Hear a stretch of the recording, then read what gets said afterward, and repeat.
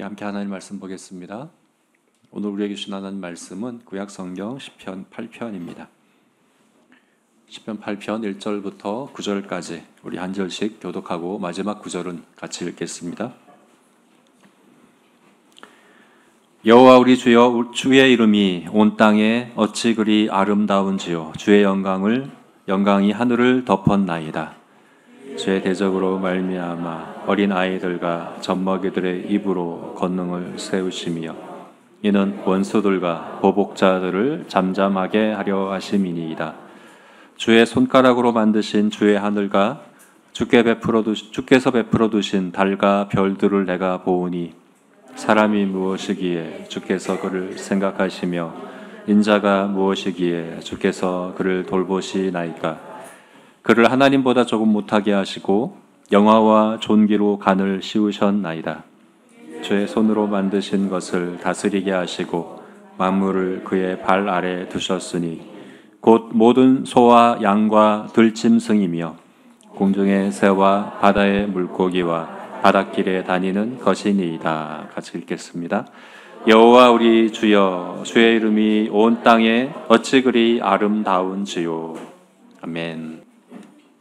오늘 3절 말씀 보니까 주의 손가락으로 만드신 주의 하늘과 주께서 베풀어 두신 달과 별들을 내가 보니, 이 구절을 볼 때 여러분들 어떤 생각이 드시나요? 저는 그 감성보다는 이성이 더 이제 많이 발달해 있어서 MBTI 검사에서는 T가 아주 강하게 나오는 사람이거든요. 그래서 시를 감상할 줄 몰라요. 분석하려고 하죠. 3절을 보면 왜 하늘에 해가 없을까 그런 생각을 하죠. 달과 별들밖에 없네. 밤인가 보다 하는 생각을 합니다. 7절을 보게 되면 또 소와 양과 들짐승이며, 그러면 이것은 다윗이 목동일 때 들판에서 아마도 들판에 누워서 밤하늘을 보면서 노래한 시이겠구나 하는 그런 생각을 하게 됩니다. 그런데 여러분, 이 시는 다윗이 하나님의 그 지으신 만물을 바라보면서 그 감성이, 풍부한 감성이 강조되고 있는 그런 시예요. 다윗이 이제 하나님이 지으신 천지 만물을 보면서 분석적으로, 논리적으로 이렇게 노래한 시들도 있거든요. 우리가 지난달에 봤던 이제 시편 136편 말씀 같은 경우는 그렇죠. 하늘을 보면서 하나님의 지혜를 노래하고 땅을 보면서 하나님의 능력을 노래하고 또 해와 달과 별들을 보면서 하나님의 임재를 노래하고. 근데 이 시편 8편은 그런 것보다는 이 하나님의 지으신 만물을 마치 하나님이 예술 작품을 만들어 놓으신 것처럼 그 예술 작품을 감상하는 그런 심정으로 노래하는 시입니다. 그래서 이 시의 처음과 시작은 그렇게 되어 있죠. 여호와 우리 주여, 온 땅의 주의 이름이 어찌 그리 아름다운지요. 어찌 그리 아름다운지요. 아름답다 하는 그런 노래를 하고 있는 것을 보게 됩니다. 3절 말씀에 주의 손가락으로 지으신 바로 그런 의미예요. 주의 손가락으로 지으셨다는 게 무슨 의미일까요? 주의 손가락으로 지으신 것과 주의 손으로 지으신 것은 좀 다르거든요. 6절 말씀에는 주의 손으로 지으셨다는 말도 나옵니다. 어떻게 다를까요? 우리 하나님은 손가락도 손도 없으시죠. 우리 하나님은 영이시기 때문에 우리와 같은 육체가 없으세요. 그래서 여기서 이야기하고 있는 손으로 지으셨다, 손가락으로 지으셨다 하는 건 전부 다 비유적인 표현입니다. 뭔가를 가르치기 위해서 비유적으로 표현한 거예요. 그러면 손가락으로 지으셨다 할 때와 손으로 지으셨다고 할 때 뭐가 다를까요? 손으로 지으셨다고 할 때는 6절에서 보는 것처럼 6절을 보면 그렇게 돼 있죠. 주의 손으로 만드신 것을 다스리게 하시고 만물을 그의 발 아래 두셨으니. 그러니까 하나님께서 사람을 청지기로 세우셔서 만물을 다스리는 권세, 능력을 위임하셨다 하는 걸 이야기하면서 손으로 지으셨다 하는 말씀을 하고 있죠. 그래서 주의 손으로 지으셨다라고 할 때는 하나님의 능력을 강조합니다.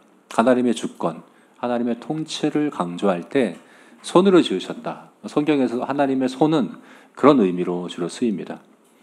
근데 손가락으로 지으셨다고 할 때는 어떤 의미일까요? 주의 손가락으로 만드신 주의 하늘과, 손가락으로 지으셨다고 할 때는 하나님이 섬세한, 세밀한 그런 예술가의 손길로 창조하셨다는 것을 이야기하려는 겁니다. 그래서 베풀어 두신 달과 별, 베풀어 두셨다 하는 게 우리말 성경을 보게 되면 매달아 두셨다라고 번역했습니다. 그런 의미거든요. 하나님께서 달과 별들을 하나하나 매달아 놓으셨다는 거예요. 우리가 마치 이제 성탄절 트리를 꾸밀 때 거기에 하나하나 매달아 놓죠, 그죠? 그것처럼 하나님께서 달과 별들을 세밀하게, 섬세하게 매달아 놓으셨다. 하나님의 그 아름다운, 지혜로운 예술가의 손길로 만드셨다 하는 그런 의미입니다. 지금 다윗은 하늘과 또 하늘의 별과 달들과 또 소와 양과 여러 짐승들과 모든 만물들을 예술 작품을 감상하는 듯한 그런 심정으로 지금 노래하고 있는 거예요. 자, 그렇다면 작품에는 대상이 있어요. 그 작품을 누구에게 보이고자 하는 거잖아요. 그래서 하나님은 이 천지 만물을 작품으로 지으셨는데 누구에게 보이시고자 이렇게 작품으로 만드셨을까? 누구에게 보이고자 하는 것일까요? 다윗은 지금 이 천지 만물의 아름다움에 놀라 있습니다. 근데 사실 그보다 더 놀란 사실이 있어요. 이 천지 만물의 아름다움과 이 장엄함에 놀라고 있지만 그보다 더 놀란 것은 무엇일까? 그것은 바로 이 모든 것들을 사람을 위해 지으셨다 하는 것 때문에 그래요. 이걸 왜 이렇게 아름다운 예술 작품으로 만드셨느냐? 누구에게 보이고자 하시는 거냐 할 때 사람에게 보이고자 하신 것이다 하는 것 때문에 놀라고 있습니다. 우리 1절과 9절 말씀에 여호와 우리 주여 주의 이름이 온 땅에 어찌 그리 아름다운지요. 주의 이름이라고 표현하고 있잖아요. 모든 만물을 주의 이름이라고 표현하고 있는 이유가 뭡니까? 여기서 얘기하는 주의 이름이란 하나님을 알게 하는 계시를 이야기하는 거예요. 모든 만물들이 하나님을 알려준다는 거예요, 우리에게. 우리가 어떻게 하나님을 알겠습니까? 하나님은 무한한 분이고 우리는 유한한 존재이기 때문에 하나님을 우리에게 알려주셔야만 우리는 하나님을 알 수 있어요. 그래서 하나님은 우리에게 계시해 주셔. 자연 만물은 하나님의 능력을, 하나님의 본성을, 또 하나님의 지혜를 우리에게 계시해 줍니다. 물론 이 성경이 특별 계시이지만 일반 계시라고 하죠. 모든 것들이 하나님을 알려줍니다. 그래서 이것을 하나님의 이름이다라고 표현을 하고 있는 거예요. 그러니까 모든 만물은 어떤 역할을 하는 거예요? 우리에게 하나님을 알려주는. 그래서 하나님은 모든 만물을 우리를 대상으로 만드셨다는 거예요. 사람에게 하나님을 알리고자 하나님의 지혜를, 하나님의 능력을, 특별히 예술가의 그 섬세하고 세밀한 그 하나님의 아름답고 지혜로운 능력을 우리에게 보이고 계신다라고 이야기를 하고 있는 거예요. 그래서 다윗은 놀랐어요. 그래서 4절 말씀을 질문합니다. 사람이 무엇이기에, 과연 사람이 무엇이기에 주께서 그를 생각하십니까? 여기 이렇게까지라는 말이 들어가면 더 낫겠죠? 세번역 성경에는 이렇게까지라는 말이 들어가 있어요. 사람이 도대체 무엇이기에 주께서 이렇게까지 생각하십니까? 인자가 무엇이기에 주께서 이렇게까지 돌봐주십니까? 이해가 안 되는 거예요. 이 자연 만물의 아름다움을 생각할 때, 이 자연 만물의 장엄함을 생각할 때 이해가 되지 않는 거예요. 인자라고 할 때 인자, 사람, 이 아담이거든요. 히브리어 보게 되면 아담은 다른 말로는 또 흙이란 뜻도 있어요. 사람이 뭡니까? 사람은 흙이잖아요. 티끌이잖아요. 먼지에 불과한 존재잖아요. 근데 그런 사람을 위해서 하나님이 이렇게까지 하십니까? 사람을 왜 이렇게까지 대해 주십니까? 이렇게 질문하고 있는 거예요. 여러분 그렇지 않습니까? 이제 과학이 발달을 하면서 이 우주가 얼마나 큰지 점점 더 밝혀지고 있죠. 현재까지 밝혀진 우주의 크기가 어떻습니까? 930억 광년이라고 하면 이건 현재까지 밝혀진 크기가 그렇다는 거예요. 일광년이 빛이 1년 동안 가는 거리인데 빛이 930억 년을 갈 거리만큼 지금 밝혀진 우주의 크기가 그렇다고 합니다. 지금 우리가 속한 이 지구, 태양계, 그리고 태양계가 속한 은하, 이 은하계에 별이 2천만 개가 있다고 합니다. 근데 이런 은하계가 우주에는 2조 개가 있다고 합니다. 어마어마한 그 장엄한 그 우주 가운데 지구라는 조그만 별 안에 우리가 있는 거예요. 그러니까 먼지 같은 우리들 아닙니까? 하나님의 지으신 모든 것들을 볼 때 과연 우리가 무엇이기에 이렇게까지 우리를 생각해 주십니까? 이렇게까지 우리를 돌봐 주십니까? 이게 문법적으로 보자면 미완료형으로 돼 있어요. 생각한다, 돌봐준다. 미완료형이라는 것은 한 번 하고 마는 게 아니라 계속 된다는 얘기예요. 그냥 어쩌다 한 번 우리를 생각하신 게 아니에요. 계속해서 생각하고 또 돌봐주시고 계신다 하는 그런 의미예요. 다윗은 그래서 너무나도 놀라고 의아한 거예요. 사람이 도대체 무엇이기에 이렇게 하십니까? 그러면서 5절에 뭐라고 얘기하냐 하면 영화와 존귀로 관을 씌우셨나이다. 영화와 존귀라고 하는 것은 하나님께 대하여 주로 쓰는 표현이거든요. 영광스러움과 존귀함의 왕관을 사람에게 씌워주신 것이다.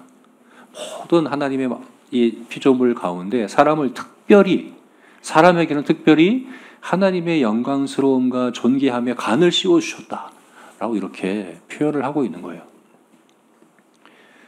자, 오늘 우리가 영광스러움이라는 성품에 대해서 보려고 하고, 이게 48번째로, 올해 이제 48번째 우리가 보는 성품이고 12월 전체의 주제이기도 합니다. 사람의 영광스러움은 무엇일까요? 왜 하나님은 사람에게 이 영광과 존귀함의 왕관을 씌워 주셨을까요? 우리는 왜 하나님께 그렇게 귀한 존재로 여겨질까요? 특별히 이제 성탄절을 우리가 앞두고 있는데 우리가 뭐라고 하나님께서 자기 아들을 이 땅에 십자가에 못 박아 죽게 하시고자 이 땅에 보내셨을까? 과연 우리가 뭐라고? 하나님께 왜 우리가 그렇게 귀할까? 하는 그런 생각이 여러분 들지 않습니까? 자, 그래서 오늘 본문 말씀에서 과연 사람이 무엇이기에, 우리가 무엇이기에, 사람의 그 영광스러움이라는 성품이 무엇이기에 하나님은 영광의 관을 씌워주셨나 함께 생각해 봤으면 좋겠어요. 첫 번째로 우리가 생각할 수 있는 이유가 뭡니까? 사람의 가진 소유, 우리가 가진 무엇 때문이다 하는 생각을 할 수 있죠. 왜냐하면 이게 일반적인 생각이에요. 일반적으로 사람을 평가할 때 일반적으로는 그가 뭘 가졌느냐로 평가합니다. 그가 재산이 얼마인가, 그러니까 돈을 얼마나 많이 갖고 있는가를 갖고 평가합니다. 그래서 현대 사회를, 우리 한국 사회를 그렇게 얘기하더라고요. 평등 사회다. 평수와 등수가 계급을 나누는 사회다. 이렇게 얘기를 하더라고요. 얼마나 가졌느냐, 어떤 집에 사느냐, 어떤 차를 가졌느냐가 계급이 되어버리죠.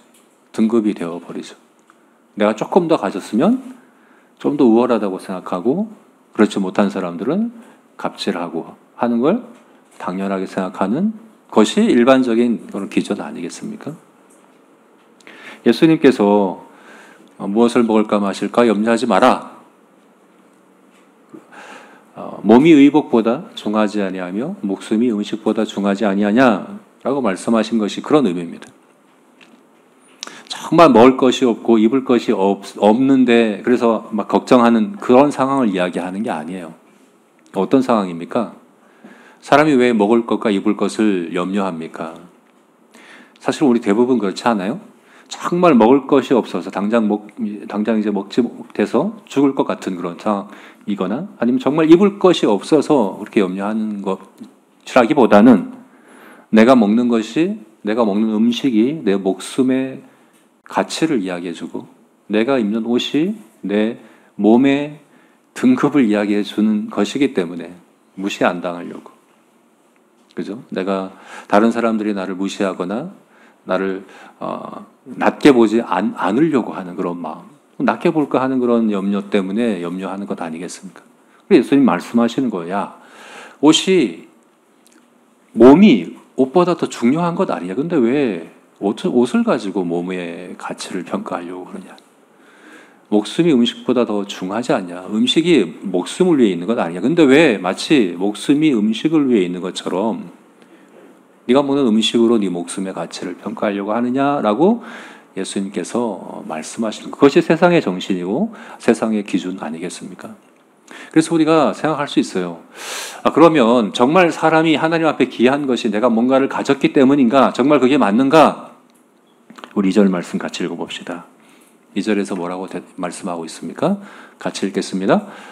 주의 대적으로 말미암아 어린 아이들과 젖먹이들의 입으로 권능을 세우시며 이는 원수들과 보복자들을 잠잠하게 하려 하심이니라. 어린아이들과 젖먹이들의 입으로.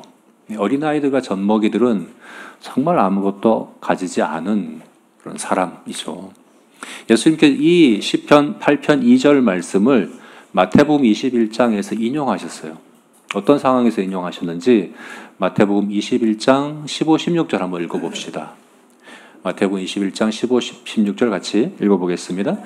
대제사장들과 서기관들이 예수께서 하시는 이상한 일과 또 성전에서 소리질러 호산나 다윗의 자손이여 하는 어린이들을 보고 노하여 예수께 말하되 그들이 하는 말을 듣느냐.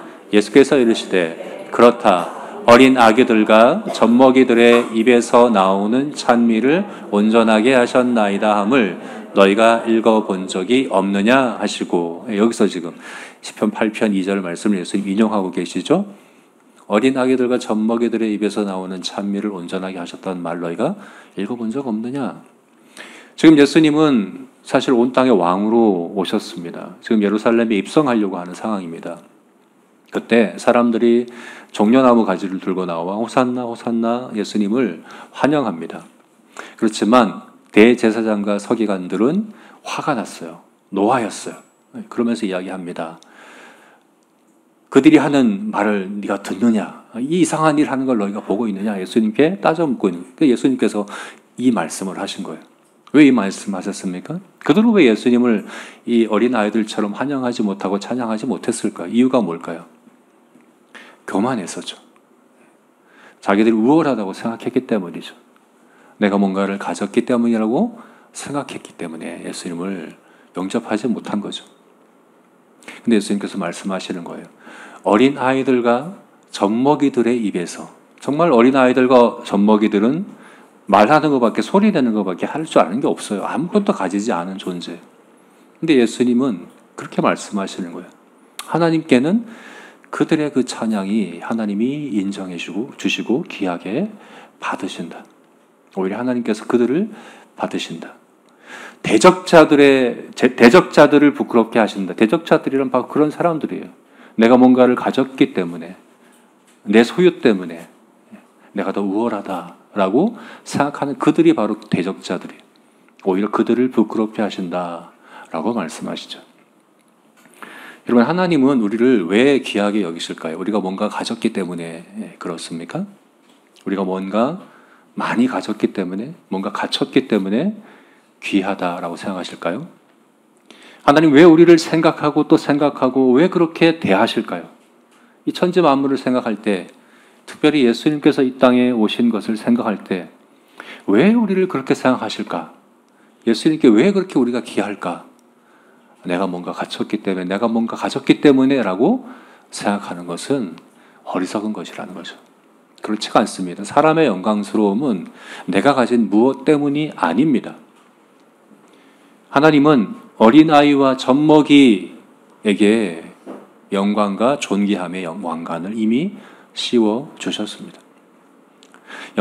이 사람의 영광스러움은 거기에 있지 않다 하는 것을 분명히 알 수 있는 거죠. 그렇다면 사람의 영광스러움 또 뭘까요? 또 어디에서 우리가 그 사람의 영광스러움을 찾아볼 수 있을까요? 6절 말씀을 한번 봅시다. 6절 말씀 우리 같이 한번 읽어봅시다. 읽겠습니다. 주의 손으로 만드신 것을 다스리게 하시고 만물을 그의 발 아래에 두셨으니 다스리게 하시고, 그러니까 사람이 영광스러운 이유는 사람이 하는 그 일, 사람이 하는 역할 때문이다 라고 생각할 수가 있어요. 이 6절 말씀은 창세기에서 하나님께서 사람을 지으시고 사람에게 역할을 맡기셨죠. 그게 세 가지 역할을 맡기셨어요. 왕의 직분, 제사장의 직분, 선지자의 직분. 다스리고 정박하고 경작하라. 그리고 짐승들의 이름을 지으라 하는 것이 이 직분들을 이야기하는 것이거든요. 다스리라 하는 것은 왕의 직분을 얘기하는 거예요. 경작하라 하는 것은 제사장의 직분을 얘기하는 거예요. 경작한다는 게 이 나중에 가면 제사장들이 성전에서 섬기는 걸 똑같은 아바드라는 단어를 사용해요. 그래서 이 경작하는 걸 제사장의 직분이라고 우리가 볼 수 있어요. 그리고 짐승들의 이름을 짓는 건 선지자의 직분이죠. 아담에게 그 역할을 주셨어요. 책임을 주셨어요. 그러면 하나님이 아담을, 사람을 이렇게 귀하게 영광스럽게 여기신 이유가 정말 중요한 일을 하기 때문에 왕으로서 제사장으로 선지자로 그 역할과 이 일을 사역을 하기 때문에 귀하게 여기시는 것인가? 그렇게 생각할 수 있죠. 근데 여러분 5절과 6절의 순서를 잘 보십시오. 영광과 존귀함의 관을 먼저 씌워 주셨습니까? 역할을 먼저 주셨습니까? 5절과 6절 한번 보세요. 5절이 먼저잖아요. 그죠? 관을 먼저 씌워 주셨죠. 역할을 하기 때문에 씌워 주신 게 아니죠.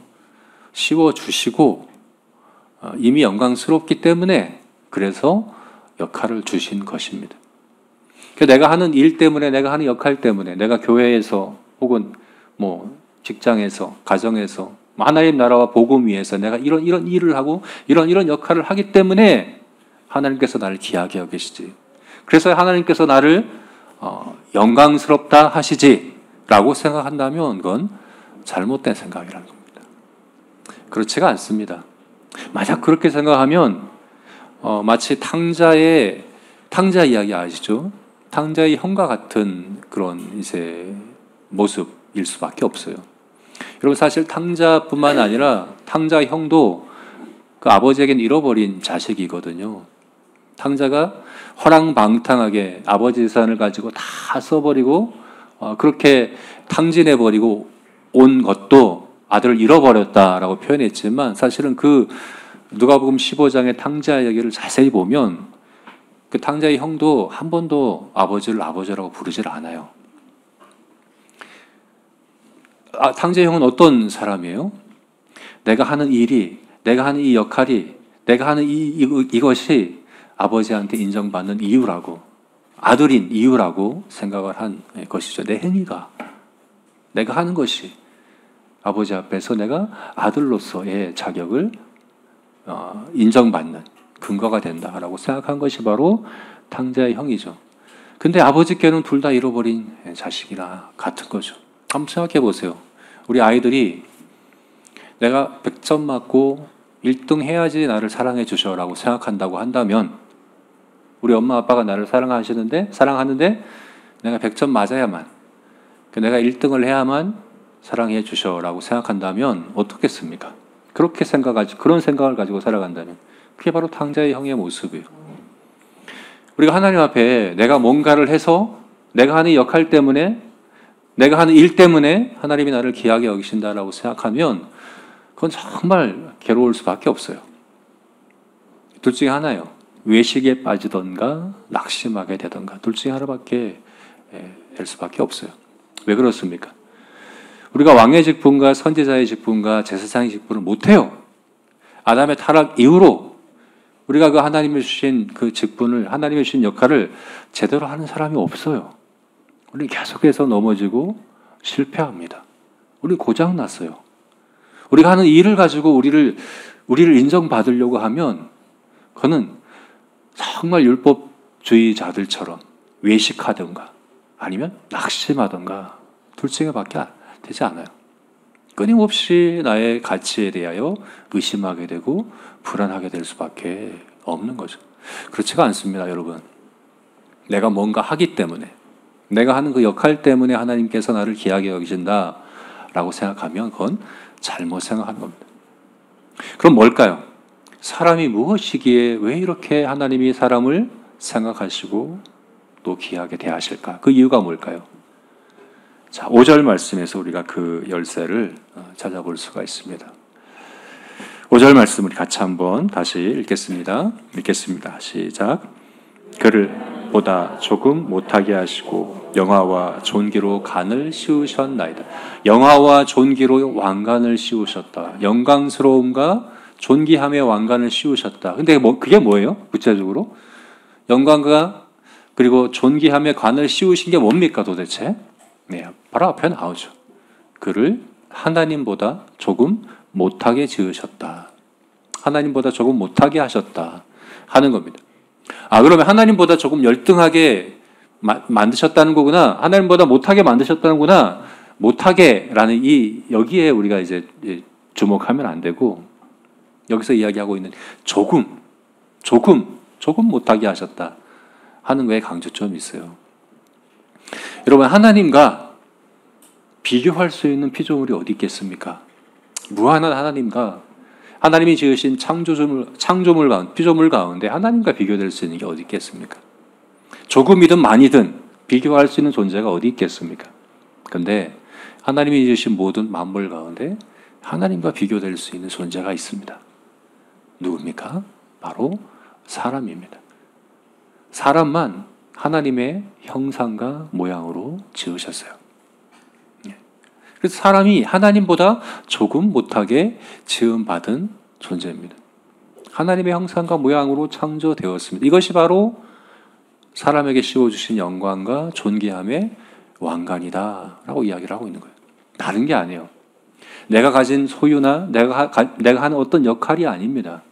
우리 안에 있는 하나님의 형상, 하나님의 모양, 그게 바로 사람의 영광스러움이다라고 이야기를 해주고 있는 거예요. 그럼 하나님의 형상과 모양이란 뭘까요? 사람을 하나님의 형상으로 창조했다는 게 무슨 의미입니까? 전에 제가 여러 번 이제 설교했던 내용이긴 하지만 하나님의 형상과 모양이라고 하는 이 단어가 의미하는 바가 크게 두 가지로 우리가 비유적으로 이야기해 볼 수 있다고 전에 말씀을 드렸었어요. 형상, 모양이라는 이 단어가 헬라어에서는 에이콘이라는 단어로, 그리고 히브리어에서는 첼렘이라는 단어로 이렇게 나오는데, 에이콘, 영어에서 이것이 아이콘으로 되는 거예요. 아이콘, 우리 휴대폰에서 사용하고 있는 그 모든 아이콘. 네, 아이콘 뭡니까? 카톡 아이콘을 탁 누르면 카톡이 실행되는 것처럼. 네. 그 아이콘 자체가 그 프로그램 자체는 아닙니다. 그 프로그램 안에는 복잡한 그 이제 코딩이 있어요. 막 복잡한, 우리가 다 이해할 수 없는 그런 이제 막 구조로 다 짜여 있죠. 우리는 아이콘만 봐요. 근데 아이콘을 누르면 그게 실행이 돼요. 그래서 이모티콘과는 달라요. 이모티콘은 아무리 눌러도 뭔가 실행이 안 돼요. 겉으로 보기에는 아이콘이 훨씬 투박하고 훨씬 더 이쁘고 그럴 수 있어요. 근데 이모티콘은 그 모습 자체가 목적이라면 아이콘은 뭔가를 실행하기 위한 목적이에요. 사람을 하나님의 형상이라고 하는 것은, 사람은 하나님의 영광이라는 프로그램을 실행하기 위하여 창조되었다는 의미예요. 사람은 그 모습 자체가 아니라 사람을 통해서 하나님의 영광이라고 하는 훨씬 크고 복잡한 프로그램이 실행될 수 있도록 창조되었다는 의미입니다. 그게 바로 하나님의 형상으로 지어졌다는 의미라는 거예요. 또 첼렘이라는 의미는 뭡니까? 동상을 이야기해요. 네. 하나님 모양과 하나님 형상으로 지었다, 첼렘으로 지었다. 그 당시에 이 창세기가 기록되던 당시에 고대 근동, 이집트, 거기에 이런 상이 세워진다는 건 어떤 의미였는가? 어떤 지역에 파라오의 동상을 세우면 그건 무슨 의미일까요? 이 지역은 파라오가 다스리는 지역이야 라는 걸 의미해요. 사람을 하나님의 모양으로 지으셨다는 건 바로 그런 의미예요. 내가 어디에 있든 무엇을 하든 앉아있든 서있든 내가 있는 그곳은 하나님이 다스리는 곳이라는 걸 나타내는 그런 의미인 거예요. 사람은 그런 존재라는 거예요. 사람은 그 자체로 우리가 어디에 있든 무엇을 하든 어떤 일을 하든 하나님의 영광이라는 프로그램이 실행이 되고 하나님이 다스린 지역이라고 하나님이 다스린다고 하나님 왕이시라는 것을 나타내는 하나님의 영광을 반영하는 하나님의 영광을 반사하는 그런 존재로 하나님이 지으셨다 하는 겁니다. 이것이 바로 사람의 영광스러움이다 라고 성경이 우리에게 이야기를 해주고 있는 겁니다. 자, 그래서 이 영광스러움이라는 이 성품을 우리가 갖추기 위해서 어떻게 할까? 이렇게 세 가지로 우리 스스로에게 적용해 봤으면 좋겠어요. 첫 번째는 존중하자. 두 번째는 예배하자. 세 번째는 회복하자 하는 겁니다. 존중하자. 첫 번째는 존중하자입니다. 누구를 존중합니까? 바로 우리를. 먼저는 나 자신을 존중하자 하는 겁니다. 나 자신을 하나님의 형상으로 존중하자 하는 겁니다. 내가 의미 있고 가치 있는 이유는 내가 뭔가를 가졌기 때문이 아닙니다. 내가 뭔가를 하기 때문이 아닙니다. 내가 뭔가를 하기 때문에, 내가 뭔가를 가졌기 때문에 내가 귀하다, 내가 가치 있다, 내가 뭔가를 해서, 내가 뭔가를 가져서 내 존재를, 내 가치를 증명해야 된다라고 생각하면 안 된다는 겁니다. 저는 이 시편 8편 말씀을 볼 때 여호와 우리 주여 주의 이름이 온 땅에 어찌 그리 아름다운지요. 사실 그런데요, 온 땅 가운데 가장 아름다운 피조물이 누굽니까? 창조의 절정은 사람입니다. 그렇지 않습니까? 우리 피조물을 보면서 우리는 하나님 지으신 모든 세계가 아름답습니다 라고 고백하지만 하나님이 보실 때는 하나님 또 이렇게 말씀하실 거예요. 근데 그 중에서 네가 제일 아름답다 라고 말씀하실 거예요. 하나님은 우리에게만 그 영광스러움과 존귀함의 간을 씌워주셨습니다. 뭔가 가졌기 때문이 아니에요. 아무것도 가진 것이 없어도, 아무것도 가지기 전에도 이미 우리에게 그렇게 말씀해 주신다는 사실입니다. 그러니까 우리 스스로를 우리가 그렇게 여겨야 합니다. 우리가 이것을 정체성이라고 표현을 하죠. 정체성이란 건 뭡니까? 국어사전을 보면 그렇게 되어 있어요. 어떤 존재의 변함없는 본질이라고 이야기를 합니다. 변함이 없어야 됩니다. 정체성은 변함이 없어야 돼요. 내가 뭔가 좀 더 가지면 정체성이 막 내가 높다, 가치 있다 여기다가 조금 안 가지면 정체성이 흔들려버리면 그건 정체성이 아니에요. 내가 뭔가를 중요한 역할을 하고 중요한 일을 하고 대단한 일을 할 때는 내가 뭔가 대단하게 여겨지다가 그렇지 않을 때는 난 아무것도 아니다 하는 그런 열등감에 빠져들고 연민에 빠져든다면 그것도 잘못된 거예요. 정체성은 변하지 않아야 돼요. 우리의 정체성은 어디서 와야 합니까? 하나님이 우리를 하나님의 형상대로 지으셨다 하는 것에 있어야 하는 겁니다. 우리 스스로가 나를 그렇게 생각할 수 있어야 돼요. 뿐만 아니죠. 다른 사람들을 우리가 그렇게 존중할 수 있어야 됩니다. 다른 모든 사람, 우리가 만나는 모든 사람들을 그렇게 존중해야 합니다. 가장 가까운 이웃인 가족들을 먼저 그렇게 존중해야 합니다. 우리 가족들에게 그렇게 아무것도 가지지 않아도 아무것도 하지 않아도 오히려 잘못해도 실수해도 실패해도 그때도 여전히 귀하게 대해주고 존중해 줄 줄 알아야 합니다. 그가 나이가 어떻든 지위가 어떻든 또 역할이 어떻든 길 가다 만나는 어떤 사람이든 심지어 종교가 어떻든 모든 사람은 하나님의 형상으로 지어졌다는 사실을 우리가 믿고 존중해줘야 하는 것입니다. 이것이 바로 우리가 영광스러움이라는 성품을 갖추기에 첫 번째로 우리가 적용해야 될 부분입니다. 저와 여러분이 그와 같기를 주의 이름으로 축원합니다. 두 번째는 예배하자는 겁니다. 사람의 영광스러움은 아이콘과 그리고 하나님의 다스림을 나타내는 그 형상이라는 것에 있습니다. 우리는 이모티콘이 아니에요. 우리 자체로 어떤 아름다움을 나타내는 것이 목적이 아니에요. 사람은 하나님의 영광을 즐거워하고 또 하나님을 영화롭게 하기 위해서 창조된 존재예요. 우리를 통해서 하나님의 영광이라는 프로그램이 실행되어야 하는 거예요. 그럴 때 사람은 가장 사람다운 거예요. 사람이 언제 가장 사람답습니까? 하나님을 예배할 때입니다. 왜 그렇습니까? 사람은 하나님의 형상대로 지어졌어요. 하나님의 형상대로 지어졌으니 하나님의 영광을 추구할 때 가장 사람다운 것이라는 겁니다. 그래서 우리가 무엇을 하든, 무엇을 먹든 마시든, 무엇을 행하든 하나님의 영광을 위하여 하라라고 말씀을 하는 거죠. 그죠? 그게 바로 우리가 사람다워지는 길이며 가장 가치 있게 되는 길이다라고 이야기를 하는 겁니다. 그러면 여러분, 예배합시다. 예배자가 됩시다. 우리가 모여서 드린 이 공예배 우리가 귀하게 여기고 이 공예배를 정말 최선의 예배로 올려드리기 위해 우리가 노력해야 합니다. 뿐만 아니라 우리 삶의 우리 삶 전체가 하나님을 영화롭게 하는 영적 예배가 되도록, 제사가 되도록 그렇게 힘써야 합니다. 그럴 때에 우리의 영광스러움이라는 성품이 개발되어지는 것이죠. 그럴 때에 하나님 앞에서 우리가 하나님이 주신 그 존귀함과 영광의 간을 우리가 알 수 있는 겁니다. 저와 여러분이 그와 같기를 주의 이름으로 축원합니다. 마지막 세 번째로 회복하자 하는 겁니다. 뭘 회복할까요? 하나님의 형상을 회복해야 합니다. 왜 그렇습니까? 지금은 그 궤가 있거든요. 갭이 커요.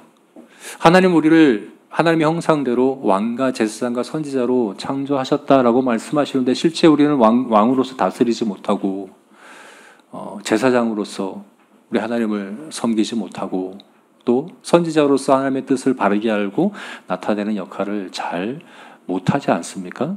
자주 실패합니다. 자주 고장난 아이콘이 되어버립니다. 눌러도 실행이 안 되는 아이콘.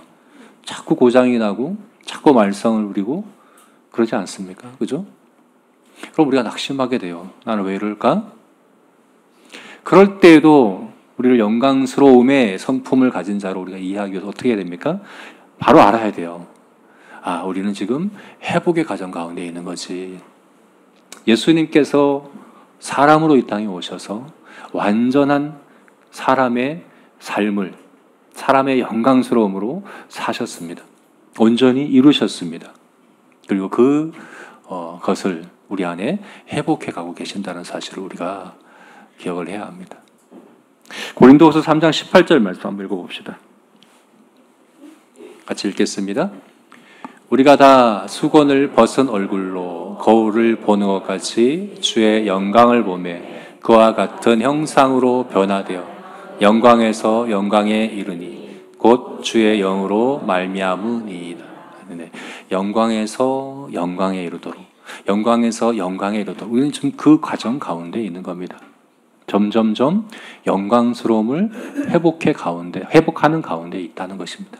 그럼 여러분, 우리가 때로 넘어지고 때로 낙심하고 하더라도 이 소망을 가지고서 계속해서 한 걸음 한 걸음 그 영광스러움을 향해 나아가는 우리가 되었으면 좋겠습니다.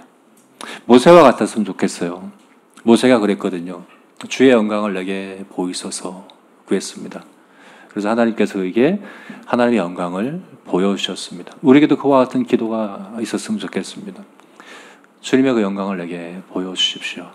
그래서 내가 그 영광을 향해 한 걸음 한 걸음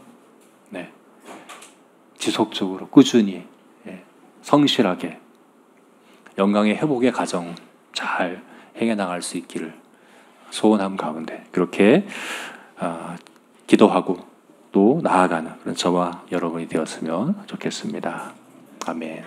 같이 기도하시겠습니다.